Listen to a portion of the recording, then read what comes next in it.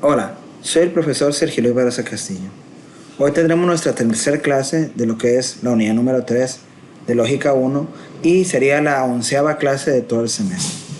Para eso entonces, el tema que vamos a revisar, o el tema con el que continuamos de la unidad 3, es relaciones entre juicios. De este tema total vamos a ver un tema en específico, el cual se llama contradicción y contrariedad, o contraejemplo más bien, contradicción y contraejemplo. Este tema lo vas a poder encontrar en la página 118, 119 y 120. Como sabes, siempre publico en mi blog para que tú puedas descargar tanto el tema como la tarea que voy a dejar esta semana. Esta semana, que inicia el 15 de noviembre, tendremos nosotros la oportunidad de ver ya sea el lunes 15 o el martes 16 a más tardar para comentar y poner nuestra asistencia. ¿Ok? Esto es por la cuestión de que el día 15 no hay clases, por tal motivo entonces tenemos hasta el día 16 para poder revisar ver nuestro video y también comentarlo o poner asistencia por el blog. Bueno, lo que vamos a hacer entonces es irnos directamente al tema. Como les decía, aquí pueden descargar el tema y aquí está la tarea que le vamos a aplicar al final. Bueno, pues como les decía, pues este es un tema, un subtema del tema principal que se llama relaciones entre juicios. Pues este subtema se llama contradicción y contraejemplo. Vamos a leer un poco y vamos a ver algunos ejemplos y finalmente vamos a explicar la tarea. Contradicción y contraejemplos. Para contradecir una proposición universal afirmativa o negativa, necesitamos encontrar al menos un caso en el que dicha afirmación no se cumpla. El contraejemplo es precisamente ese caso que contradice cuantitativa y cualitativamente un juicio universal. Esto lo podemos entender de una manera más explícita en este ejemplo que está aquí. Aquí tenemos un juicio que es universal porque engloba todo el universo de los hombres en este caso. Todos los hombres, es un juicio universal porque utilizamos la palabra todos, tienen barba. Su cualidad en este caso es cualidad afirmativa, ya que está afirmando. Eso, entonces, por sus características, podemos decir que este es un juicio de tipo universal afirmativo. ¿Sí? Universal por su cantidad y afirmativo por su cualidad. Ahora vamos a ver los contraejemplos, o más bien las contradicciones, como vienen aquí en el libro, ¿no? Contraejemplos o contradicciones. Y vamos a explicarlos por qué son contradicciones y por qué son contraejemplos. Primero, cuando encontramos una contradicción, es cuando logramos que ese juicio universal, a través de otro juicio que es de manera particular, demostremos de alguna manera lo contrario o que hay una contradicción en esto. Porque aquí se afirma que todos los hombres tienen barba. En el juicio que está aquí abajo, dice, algunos hombres no tienen barba. Lo cual entonces ya está contradiciendo, en este caso, al juicio universal. Este juicio es de carácter particular porque dice que de ese universo de hombres, algunos no tienen barba. Es decir, no necesariamente tienen barba. Y por tal motivo es un juicio particular negativo. Si ustedes observan este ejemplo, este juicio es la contradicción del juicio anterior. Es decir, mientras que en el primer juicio, que es universal, afirmativo, dice que todos los hombres tienen barba, en el siguiente juicio, que es particular negativo, contradice. Y es decir, encontramos que sí, en efecto, hay algunos hombres que no tienen barba. Y prácticamente este sería un ejemplo de la contradicción de este juicio. ¿Sí? Tenemos otro ejemplo. Algunos hombres son lampiños.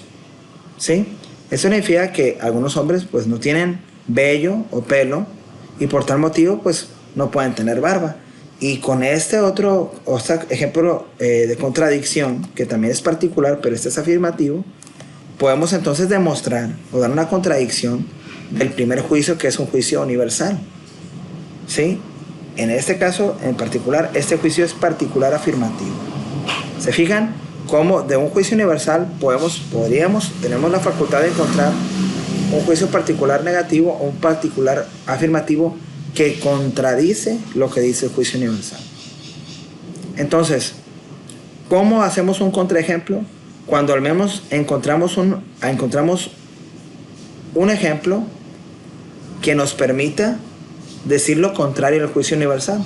Porque el juicio universal nos dice que cualquier hombre tiene barba, lo cual sabemos de antemano que no es cierto y podemos demostrarlo. Vamos a dar un contraejemplo. ¿Y cuál sería el contraejemplo? Juan no tiene pelo. Por tal motivo, entonces, si aquí se dice que todos los hombres tienen barba y encontramos a una persona que no tiene pelo, entonces automáticamente estamos dando un contraejemplo. Entonces, de este juicio universal, el cual afirma, podemos encontrar una contradicción a través de estos juicios particulares que son particulares negativos y afirmativos. Es decir, para contradecir un juicio de carácter universal, podemos encontrar una contradicción en los juicios particulares, ¿sí? Ya sean afirmativos o negativos, dependiendo de cómo los planteemos. En este caso, hay dos juicios de tipo particular, donde en uno se afirma y en el otro se niega, pero ambos contradicen al juicio original, que es todos los hombres tienen barba. Y el contraejemplo tendría que ser un elemento que yo encuentre y que me permita rápidamente demostrar que efectivamente el juicio universal pues no puede ser verdadero, porque ya encontré a alguien que demuestre lo contrario. Así es como nosotros podemos hacer ejemplos de contradicción con juicios universales y de contraejemplo. Vamos a continuar con la lectura y leemos un poquito aquí, como dice. Contraejemplo es una excepción a una regla general. Es decir, se trata de un caso particular que haría falso un juicio universal, que es lo que acabamos de demostrar. ¿Sí? Vamos a leer aquí en esta parte. Dice, si tenemos un juicio de la forma ningún ser humano es feliz, o sea, es un juicio universal, pero está diciendo que en el universo de los seres humanos ninguno es feliz. No hay uno que sea feliz. Suponiendo que sea una tesis que alguien quiere refutar, o sea, alguien quiere contradecir esto. ¿Cómo podríamos contradecirlo? Era un contraejemplo. Pues encontrando al menos un hombre que sea feliz, y automáticamente se cae esa tesis o se cae ese argumento. Tenemos otro ejemplo acá abajo. Si tenemos un juicio de la forma todos los chistes hacen reír, ¿qué debemos de hacer para demostrar que eso es falso? Pues encontrar por lo menos un chiste que sea tan malo que no nos haga reír. Es decir, encontrar un contraejemplo. ¿Sí? Aquí vemos un ejemplo parecido al que les acabamos de ver ahorita con estos cuadros. Tenemos un juicio y nos dice este juicio que es de tipo universal. Ningún animal acuático es mamífero. Es un tipo de juicio universal afirmativo, es decir, su cantidad es universal y su cualidad es afirmativa. Y en ese juicio nos dice que no hay ningún animal acuático que sea mamífero. No hay ni uno. En el universo de los animales acuáticos no hay ni uno que sea mamífero. ¿Cuál sería la contradicción? El ejemplo de la contradicción. Algunos animales acuáticos son mamíferos. ¿Sí? Ese sería utilizando un juicio particular afirmativo. Y decimos, para poder contradecir ese juicio universal, utilizamos un juicio particular afirmativo en este caso. Algunos animales son mamíferos. Ahora, ¿cuál sería un contraejemplo? Pues encontrar al menos un animal acuático que sea mamífero. Y ese contraejemplo lo damos aquí. El delfín es un mamífero. Y con ese contraejemplo tumbamos la afirmación del juicio donde dice que ningún animal acuático es mamífero. Esta es una manera de darnos cuenta, porque muchas personas utilizan la generalización. Utilizan, al querer emitir un juicio, utilizan las palabras ninguno, todas, nadie. Y muchas veces son muy fáciles esos puntos de vista o esos juicios de refutar o de tumbar o de ganarles, pues. ¿Por qué? Porque si encontramos al menos un ejemplo donde no sea lo que está diciendo el juicio, con eso ya damos un contraejemplo. Vámonos al aula. En el aula, ¿qué ocurre muchas veces? En un ejemplo muy cotidiano. Llega el maestro, va a pedir la tarea y llega un alumno y el alumno da su juicio universal y dice: profe, ningún compañero hizo la tarea. O dice, nadie hizo la tarea. Ok, ese es el juicio. Entonces, ¿cuál va a ser la manera de que el maestro va primero a hacer un juicio contradictorio? Bueno, algunos alumnos hicieron la tarea. O sea, es una contradicción. Pero ¿cómo puedo yo demostrar o refutar o poder ganarle a este alumno demostrándole que verdaderamente su juicio es falso? Pues me puedo traer un alumno que se ha hecho la tarea. Y ese sería el contraejemplo. Y con eso demuestro, efectivamente, que el juicio que está emitiendo de carácter universal es falso. Así es. Entonces, esto es lo que vamos a hacer. Parte de la tarea lo vamos a explicar en este momento. Vamos a ir a el blog y vamos a darle la opción de descargar tarea aquí. Esta es la tarea. Aquí van a poder ver que tenemos 4 ejemplos de juicios universales. Lo que tenemos que hacer es anotar un juicio contrario y un contraejemplo en cada uno de estos 4 ejemplos. Ustedes vieron que les mostré en lo que es el libro ejemplos de un juicio universal y cuáles serían sus juicios contrarios y su contraejemplo. Así como también el ejemplo que les acabo de dar de cuando el alumno dice que nadie hizo la tarea, que sería el juicio universal, y la contrariedad sería un juicio particular y el contraejemplo sería un juicio singular, es decir, encontrar a alguien que realmente se ha hecho la tarea, ¿no? Y ahí demostré que es un contraejemplo y tumbo el argumento de ese alumno. Bueno, pues la idea es que ustedes en este ejemplo, ustedes busquen un juicio contrario, es decir, un juicio particular que contradiga lo que dice ahí. En el primer ejemplo, ningún mexicano habla inglés. Bueno, pues hay que encontrar un juicio contrario, ¿no? Un juicio contrario que pueda, vamos a decir, contradecir lo que dice ese juicio universal. Algunos, etcétera, etcétera, ¿no? Y el contraejemplo es encontrar al menos uno que logre contradecir lo que dice el juicio principal, ¿no? El contraejemplo, pues. Entonces, esto sería más o menos.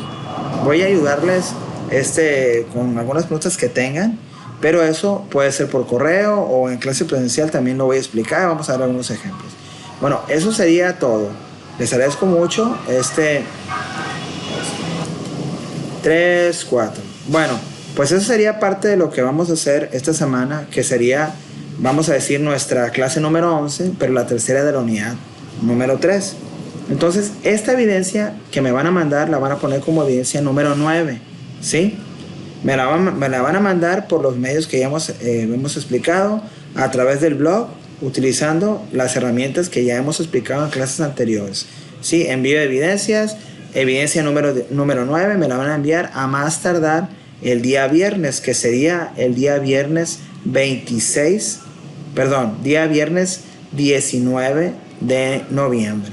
Ese día es la fecha límite de entrega de la tarea. Sí, por tal motivo hay que hacerla. Es una tarea sencilla. Si aún así tienen alguna duda, por favor, mándenme un correo a sergiobarraza@uas.edu.mx. Recuerden, por favor, que estas actividades yo las voy a poner aquí en lo que es plataforma, o más bien en mi blog. Lo vamos a capturar vamos a decir esta tarea en la tercera tarea de la unidad 3 o la tarea 23, como quieran decir, y yo les pondré asistencia como día 15 de noviembre, ¿sí? Les recuerdo que yo les acabo de comentar al inicio de la clase que van a tener 15 y 16 para poder ver la clase y ponerse asistencia, ya sea a través del blog o si lo quieren hacer a través de la caja de comentarios de YouTube del video que voy a subir aquí en mi canal de YouTube, o de igual manera también lo pueden hacer directamente en mi cuenta de Facebook, donde también voy a subir este video. Eso sería todo, compañeros, muchachos. Yo les agradezco mucho estar en esta clase. Cualquier duda, por favor, me la pueden hacer llegar y yo con mucho gusto se las voy a contestar. Nos vemos, muchas gracias. Soy el profesor Sergio Luis Barraza Castillo. Hasta pronto.